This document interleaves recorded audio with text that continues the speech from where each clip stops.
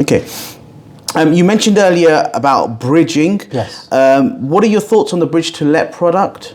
Give us a bit of insight into that. Okay, that's an interesting area. So I mentioned earlier about the time delays. Yes. And now, if you look at the whole aspect about bridging, there's two parts to it. One is the fact that it's actually an expensive way of raising cash compared to a normal buy-to-let or residential transaction. But apart from that, there's also the aspect of speed in the transaction.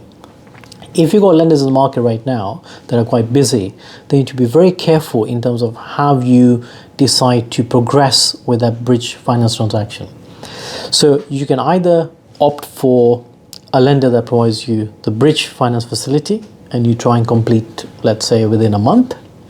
And then you do your works and then look at an exit strategy with potentially another buy-to-let lender if you're trying to retain the property. You could, apart from that, you have two other options. You could now look at a bridge-to-let scenario, which means that one lender will look at the whole transaction for you, which means you'll save on valuation, legal costs, because there'll be one survey involved in the transaction. The same business or same transaction is with the same lender, which means you'll be saving a lot of time. And underwriting for the whole transaction will happen on day one when you submit the case with the lender. So if you look at the whole process, it would make more sense from that perspective. It doesn't mean that you might get the best rate, but you might get the best solution from a point of view that it's an expensive transaction because the rates could be as high as 0.75, 0.85 a month in terms of interest. So you'd want to make sure that you're not spending too much time in the transaction. Because having said, you might have builders waiting to do some works and refurbishment and all that as well. I'm not going to dwell into the stages of the processes, but I'm just going to give you a high-level overview in terms of the speed of the transaction in reality. There's one other thing I haven't mentioned that links the two together. We now have lenders in the market, not sure if clients are aware of this, in the last 4 or 5 weeks, where if you've got a light refurbishment transaction, you could have a lender that would basically provide you a term facility on day one and look at two valuations for you. One on day one and one on what's going to happen to the end of the transaction, and look at basically a transaction where they can lend you up to 75% of the end value, which means you don't have to then look at a bridging transaction. They'll allow you up to, let's say, 90 days for the project. It has to be light refurbished, just a bit of replacing kitchens or wiring, a bit of painting, internal deco stuff, but nothing too major. And if the project, if you genuinely know it's going to take no more than 90 days, then there are products like that, which means, again, you're saving a lot of cost on high valuations, legal cost, which normally are the two main other costs in the transaction of bridging, which you can avoid and save a lot of money. No, thank you for that. So just to recap there's three forms of bridging out there. One is plain vanilla bridging. So if you're looking to acquire a property and maybe refurb and flip it, you might want to go down the pure bridging route.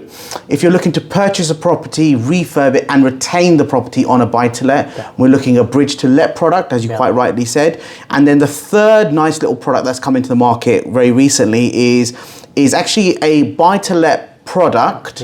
However, it's got a bridging dynamic built in within it, but as long as it's light refurb, as you quite rightly said, it's done within 90 days, it saves you time, it saves you money, i.e. the bridging costs, but you go directly onto the buy-to-let product. So for more information, get in touch with Mitesh around that product. And number one is bridging, number two is bridge-to-let, and number three is buy-to-let with bridging below the scene. So mention 1, 2 or 3 to Mitesh and he'll happily advise you further. Sure.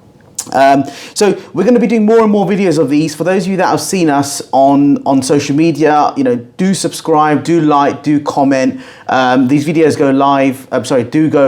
We record them as frequently as we can. So we do our best to put out information, but the best place to get all the updates in the mortgage market is via our mortgage broker social media websites, social media channels, I should say. So we're all over Instagram, Facebook, LinkedIn, Twitter, and also YouTube as well. So do subscribe. Any final thoughts, Mitesh?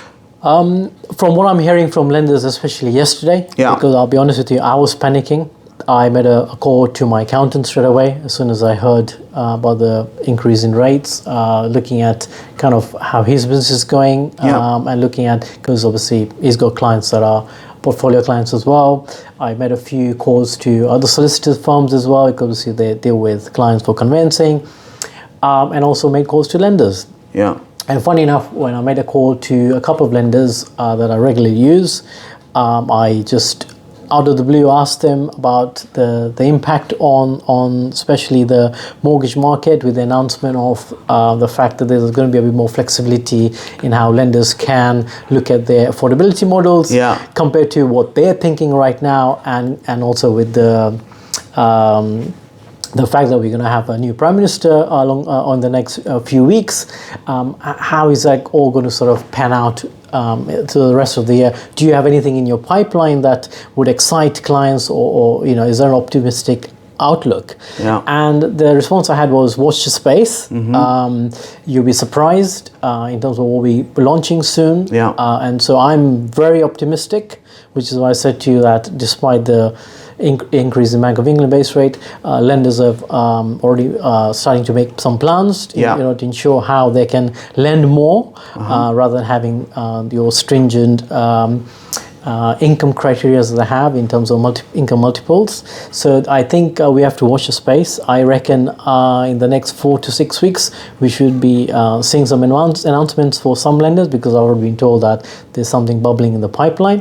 And so I'm very much looking forward to the new changes that will be coming out in Q4.